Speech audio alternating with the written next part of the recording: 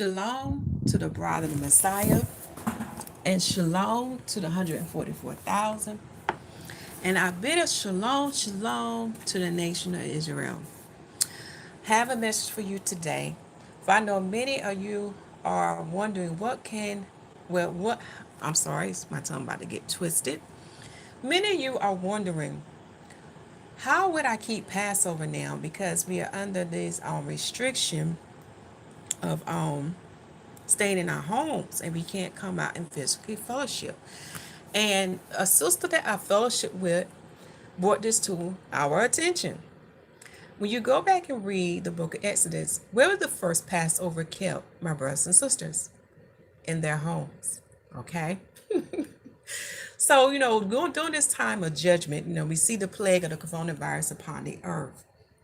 We can see that it's kind of like the same thing. We kind of stuck in our home, and we're under the commandment, Israelites and Gentiles, to keep these holy days in all our dwellings. Okay, so we can still keep it. And also, I want to bring this to your attention. Remember, in the second month, there is a makeup Passover. So hopefully, these restrictions that we're going through or staying at home, hopefully by that time, hopefully we can come and fellowship physically. Okay, so remember that as well. So the title of this video is What to Do for Passover in the Time of the Coronavirus. Okay. Now, first for the announcements, please check the video description box because Yahuwah has spoken himself, giving us instructions, Israelites and Gentiles, on what to do and what season we're in. And we can see the signs are definitely being manifested in the heaven and earth. Please read that. Also, I do want to share a special book that I have been reading in my spare time. And this is the Gospel of the Beloved Companion, the complete Gospel of Mary Magdalene. Now, the author, I can't say her name because I don't want to mispronounce it, but she definitely put her life online and she put her community life online. Please read the preface when you get this book and you'll see what I'm talking about. For we are in the fourth beast kingdom, the fourth beast, Rome. And they have suppressed, you can read this book, but many truths. And this is one of the truths they have suppressed. And when you read the book, you begin to learn why they call Mary Magdalene many negative names, okay? But the Bible tells you who she is. Magdalene means the companion. And she is a disciple of the Messiah. Yes, remember the women follow the Messiah too, Yahusha HaMashyach. And he has shown her many spiritual mysteries, okay? She too has written a gospel, a testimony about her walk with the Messiah. And you have to be under the spirit to understand what the Messiah told her, because when I read it, I understood it immediately, what it was about. But she was the one, okay, let me first let you know who she is. She is the sister of Martha and of Lazarus. And remember, Lazarus was the one that Messiah resurrected from the dead before he was crucified. But Mary Magdalene did a great work unto him, or a good work unto the Messiah. She was the one who anointed the Messiah before his crucifixion. So this is a great book to read in your spare time, okay?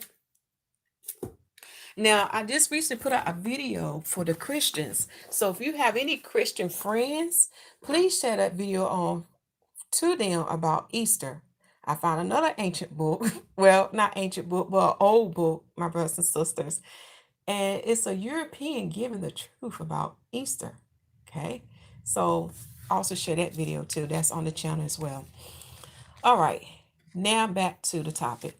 So Israelites and Gentiles, or I'm also going to say, let me correct myself. Hebrews, for those who call themselves Hebrews, Israelites, or Gentiles, okay? What are we going to do in this time of the coronavirus or keeping the Passover? Now, when you come in the whole volume of the book, a lot of your leaders are keeping y'all in the old and not in the new. You probably say, what are you talking about, Cecilia? The Pharisees, Sadducees, and Herodians of the day are not following the Messiah instructions. See, you have to be born of the water and the spirit to understand the season or the time that we're in now. Okay? You probably say, well, what do you mean? This is what I mean. The Messiah is the Passover. If you have read the Bible and other books, such as the book of Nicodemus, Nicodemus, the high priest of Israel, his book is often called the book of the Acts of Pontius Pilate. If you read that book, you begin to understand why the Messiah is the Passover. When we look up the word Passover, I'm gonna go to this book. This book was written by a European in the 1700s. I'm gonna let you see the title page.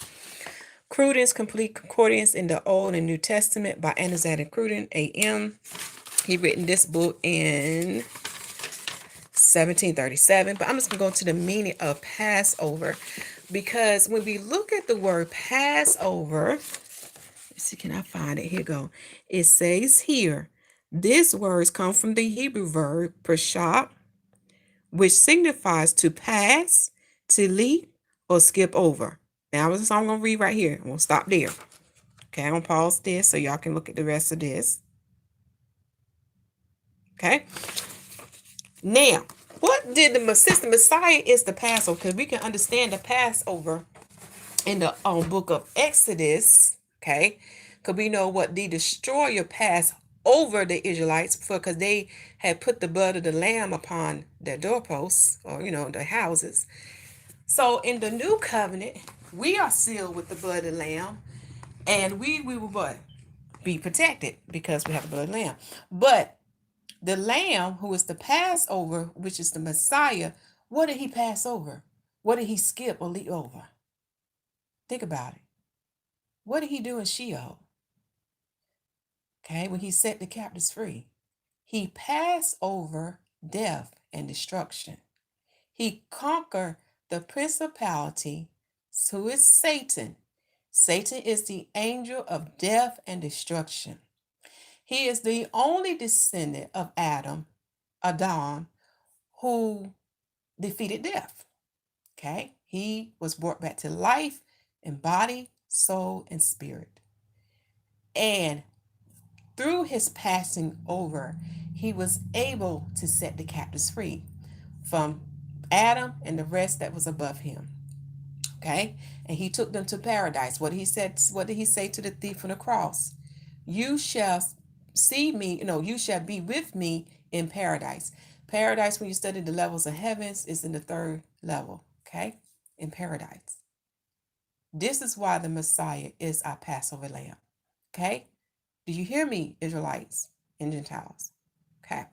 Now, the Messiah gave us specific instruction on how we now should keep Passover. Again, this is something the Pharisees, the Sadducees, and Herodians of the day are not teaching you because they're not his disciples.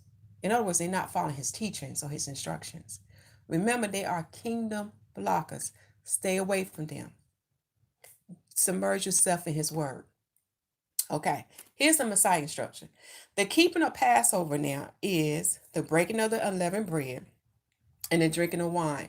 Now, for my brothers and sisters who are not able to do that, okay, you're not able to do that, then do the grape juice.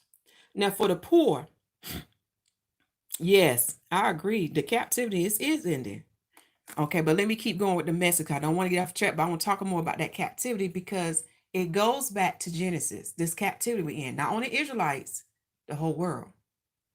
Remember, we became servants to what? Death. Servant to sin. It's a deep, it goes really deep. And these two covenants, the old and the new covenant, was teaching us this deep message about captivity, but we won't grasp it. This is why you need the Spirit. But let me get back on track. Now, the keeping of Passover according to the Messiah, breaking of the unleavened bread, the drinking of the wine or the grape juice. But for the poor, you're covered. For the poor who cannot buy these things, okay, you're covered. This is everybody's substitute. This is something that everyone should be doing. If you don't have the unleavened bread and you don't have the wine or the grape juice for the Passover, and also the washing of the feet, you have to practice the washing of the feet. The Messiah set the example. Go back and read the gospel. Those are the three components of the Passover, okay? So if you don't have the unleavened bread, the grape juice or the wine. And I'm talking to the poor. You still covered in the new covenant. He wants you to submerge yourself in the word. Go back to the Old Testament to understand that Passover, and you will see how it relates to the new covenant in the Passover. For example, the blood of the lamb represent the blood that the Messiah shed upon us for the cross. The same blood that we are sealed with. It is the same blood that represent the wine offering. Okay. Now, his body, we know the Messiah is the manna. He is the bread of heaven. He is the living word, and the word is the bread. So receiving him as the salvation of God and the righteousness of God, the righteousness of Yah, the righteousness of the salvation of Yah, receiving him, which is a new covenant. Okay. That is how we partake in the breaking of the bread, receiving him. Okay. So poor, you are covered. So if you don't have these items, submerge yourself in this word. This word is the bread. It is the Messiah. He is.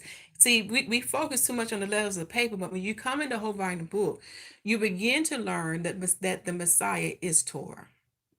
He is the law. He is the gospel.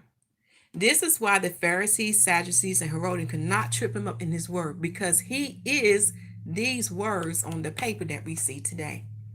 He knows this book inside out because he is the word. Do you see the correlation between the carnal and the spiritual? Okay.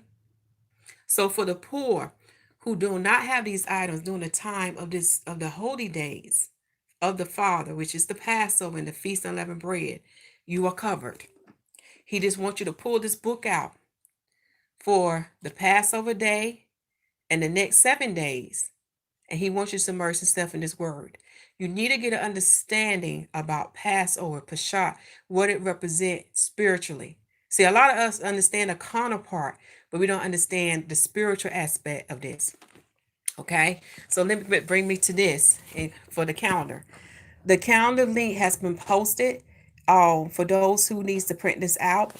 But Passover this year will fall on the heathens calendar, which is Rome calendar, known as the Gregorian calendar. Okay, it'll fall on their calendar on the 7th day of April at sundown, and end on the 8th day of April at sundown. Now this year, if I have this day correct, the day of the sun, Passover falls on the sun's first month and 19th day. And the reason why the days of the sun and the days of the moon are different, remember the moon circuit is shorter than the sun circuit. So therefore the sun days is going to rotate on these months. Okay. When you understand math, this is simple math, my brothers and sisters, but I know some people are not good in math, and that's okay. Because we all got our different gifts, in the body. But when you look at the moon circuit, the moon days are shorter than the sun circuit. This is why the days of the sun is not the same as the day of the moon. So the day of the moon is the 14th day. Okay. So this is why you have this variation. That's the same thing with the Gregorian calendar. The reason why Passover rotates on their calendar because they do not follow the lights in the heaven. They do not follow the sun circuit. Their calendar is fixed. That's why every year Yahuwah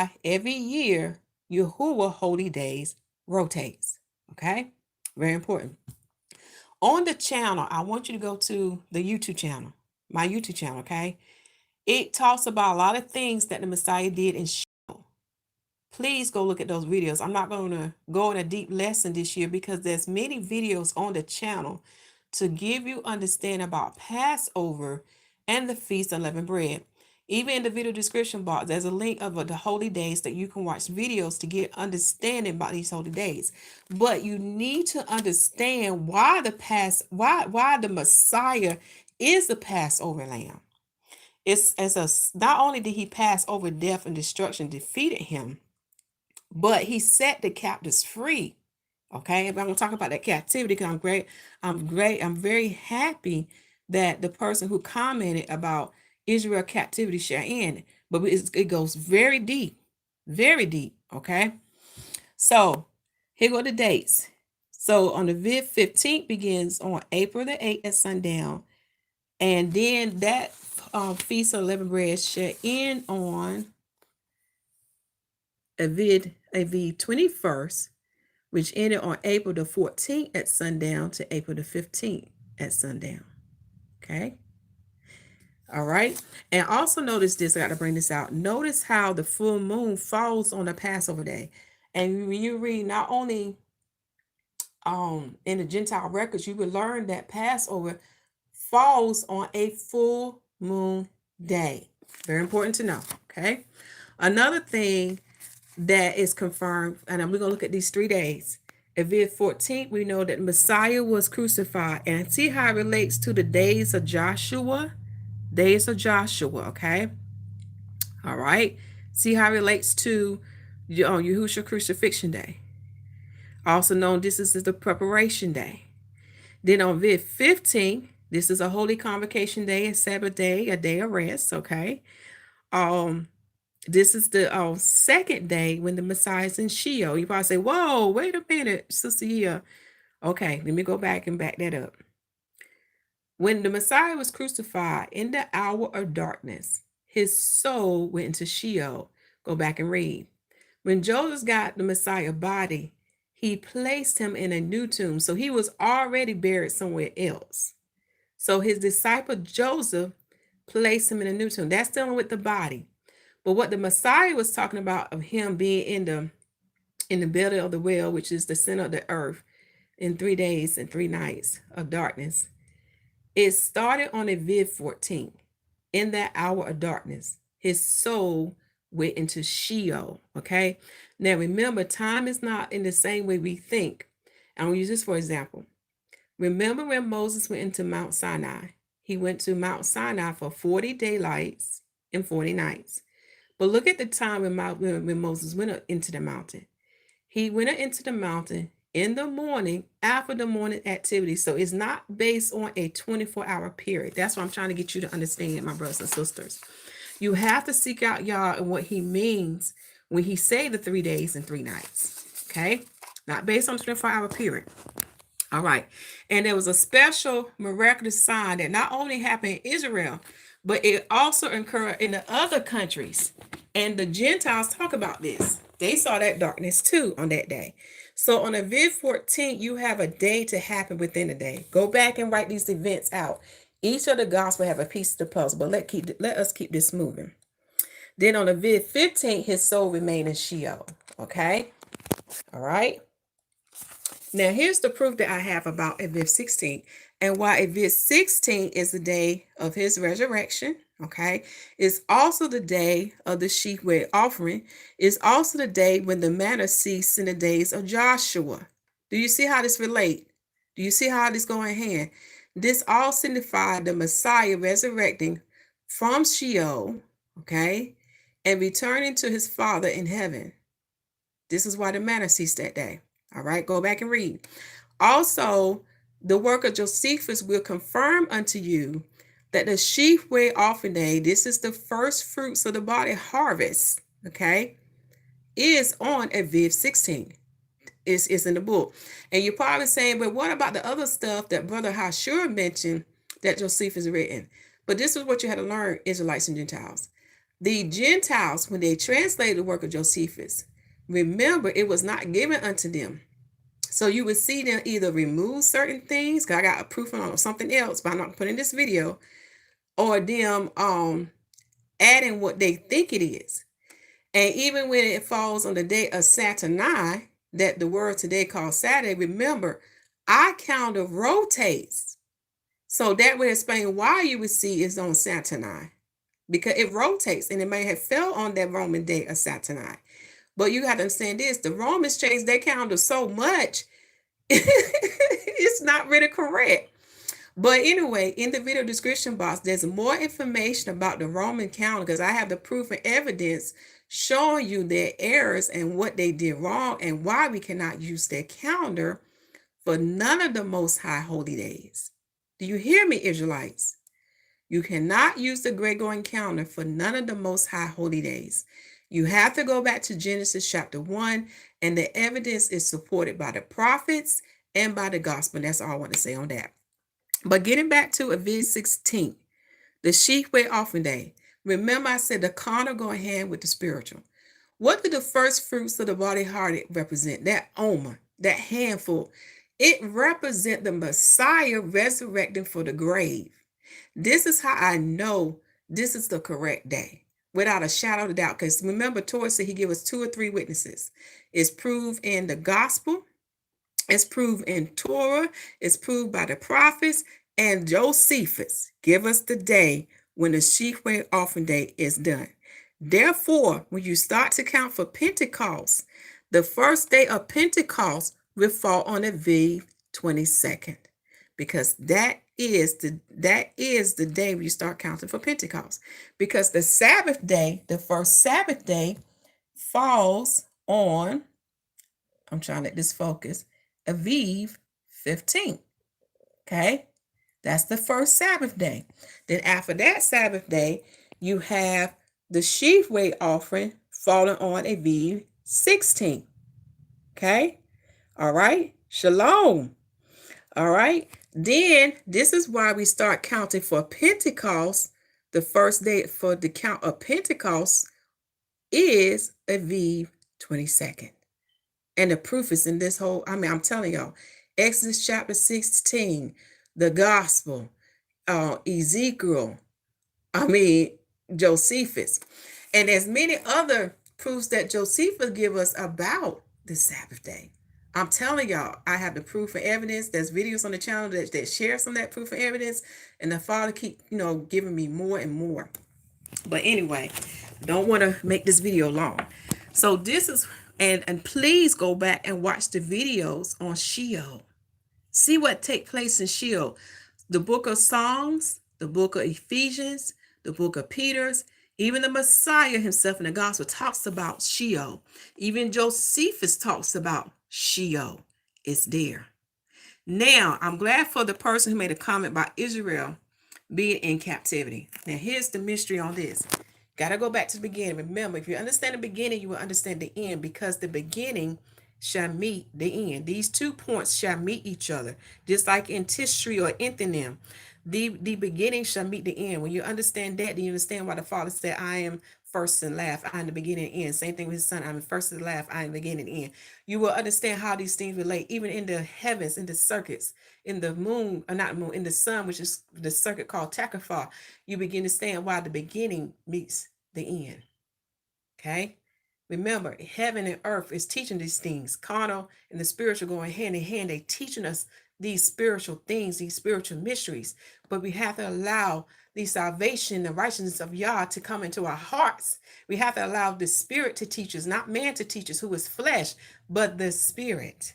And the only way to get that, Israelites and Gentiles, you have to receive salvation. You have to be born of the water and the Spirit. Okay. So, what else I'm about to say? Oh, something else. Dealing with the Passover.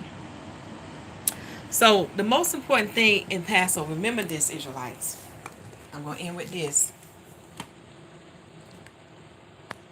We keep Passover now by the Messiah instruction. We know the day will come when we keep Passover as Yahuwah had instructed us from the beginning of time. Okay? Remember that. Go back and read the prophet's writing. But right now, we are operating in the present. We are operating in the what is. Not the what was, but the what is. And we are looking for what is yet to come. Okay? Now that we understand the season, the time we're operating in, this is how we keep Passover. Again, this is a review. I know I said this many times in the video, but I got to say it again because I want people to understand this.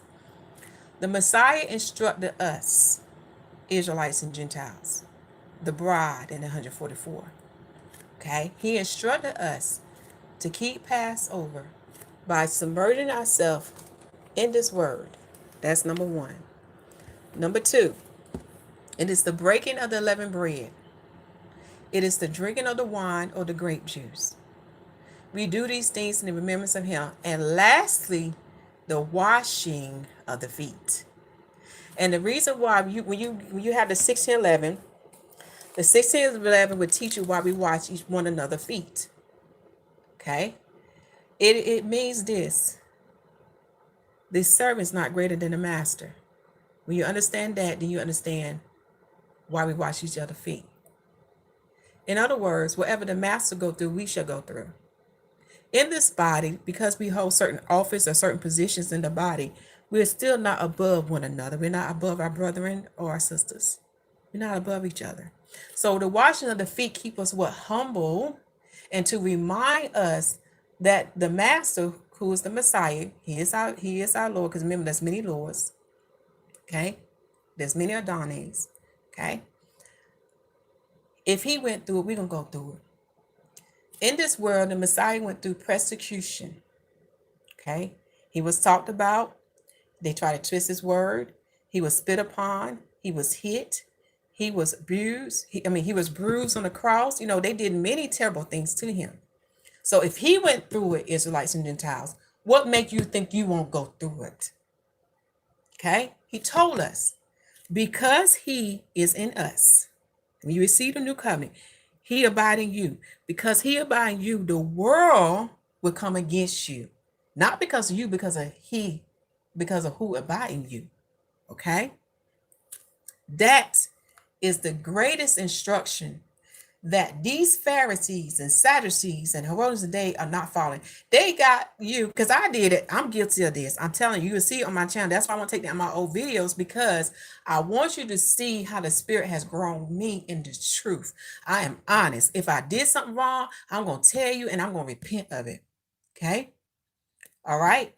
These Pharisees and Sadducees, they got you killing a lamb when the lamb is the Messiah. Okay? Do you see how they're taking you backwards and not forward? Do you see how they are kingdom blockers? Okay?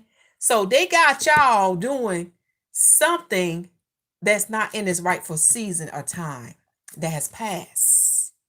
See, with this coronavirus going on, we see the judgment of Yah coming upon the earth. We see how our enemies have planned something against us, and now it has backfired and fall on them. And for me, it's no telling. We all may have been exposed to the coronavirus, but because we're sealed with the blood of the Lamb, we are protected. See, when you learn about the coronavirus, it's everywhere. You can't cross every T and dot every I in this. You can try to do the best you can do, but you got to stand your back. Y'all got your back for those who is under the Messiah. This is what people are not understanding. And even if we lose brothers and sisters to this coronavirus, we know this. This is where your faith come in, where you're tested. Even through death, we know, just as the woman who lost her 7 sons to that wicked Greek king called Antiochus the Fourth Epiphanes in the book of the Apocrypha, she understood this. She told him to face death. And she looked that Tyre in his face and told him, you do what you do. But they knew and they believed in the resurrection. And when the Messiah went down to Sheol, he got them and took them to paradise. See, they understood the resurrection. So we got to understand this too about the resurrection and the regeneration. We too will be overcome death. We too shall be resurrected in body, soul, and spirit in the same manner that second Adam set. This is the greatest mystery, message, the truth. The word is teaching us that these Pharisees and Sadducees and Herodians of the day are not telling you. Do you get this? This is why you're going to have to seek the Father. You're going to have to work out your salvation and get in this word yourself, because it's not given unto them, because they are blind, and the blind will lead the blind, as the Messiah say. But his truth will set you free and shall give you eternal life. Not only an earthly life, but a spiritual life. He saved my life, Israelites and Gentiles. When I say saved, not only my body, he saved my life. He preserved my life. I could live a little more longer on this earth. But he saved my soul where I can live eternal. This is what they're not teaching you. So, breaking of the leavened bread, drinking of the wine or grape juice, washing of the feet. And if you don't have that things, if you don't have those things during this time of the holy feast days, I'm talking to the poor now because you're covered in this new covenant. The Messiah is your Passover. The Messiah is your drink offering. The Messiah is your bread. Is he not the manna of heaven? Is he not the living word? Is he not the bread that can give you eternal life? He is all those things. So if you don't have the carnal things of it, you're okay. You cover. He wants you to submerge yourself in this word from the old to the new. And he wants you to share this with your family, friends, and the strangers. He wants you to get this message out. Okay. Now for what that brother said about captivity. Here's the mystery. Go back to the beginning. When Adam fell, did he not become a servant unto Satan? See, when you read the book of Romans, it breaks it down to understand why the second Adam had to set us free. When he fell, did not his body change and was covered in flesh? This is why we have this inner strife, okay, between doing good versus evil. This is why our spirit shall not always strive with Yah, okay, because we are flesh. This is why the second Adam had to come and make a new covenant. And most important, because we're in the fourth beast kingdom, they had set snares before us, traps before us, where we could not keep the old covenant. We cannot dot every T. I mean, we cannot cross every T and dot every I. So the Father had to make a new covenant to cover us so we can come into his new eternal kingdom. This is what we're operating in the present covenant, waiting for the eternal covenant to come upon the nation of Israel. Okay? And I want to let you know this to give you assurance, Israelites and Gentiles, because we got fellow Israelites, brothers and sisters, who don't believe in the Messiah or who not following the new covenant. Well, when you read Romans 11, you begin to understand why he's going to have mercy upon Israel. For those who are alive at their appointed time, he's going to bring Israel into the wilderness. And y'all going to deal with them. And this time, it ain't going to take no 40 years. They're not going to have 40 years in the wilderness. He's going to take care of them rebels. He's going to cut them off. And he's going to purge Israel.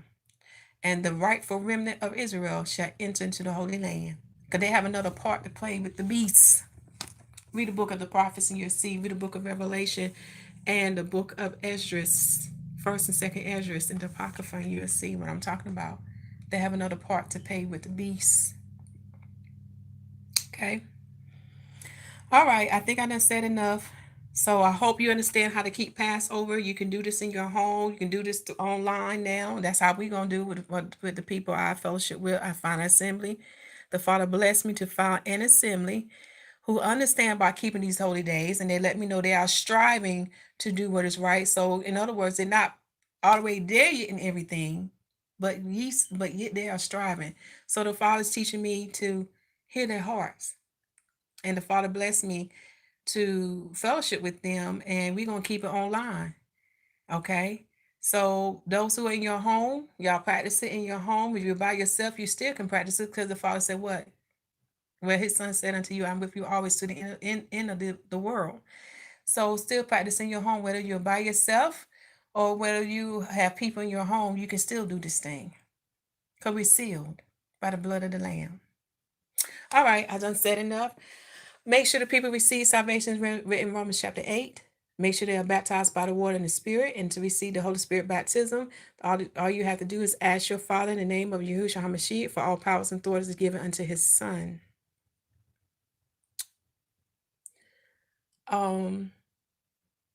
And make sure we're preaching the gospel that the kingdom of heaven is at hand. For it's truly at hand. We can see the signs. I love you all, and shalom.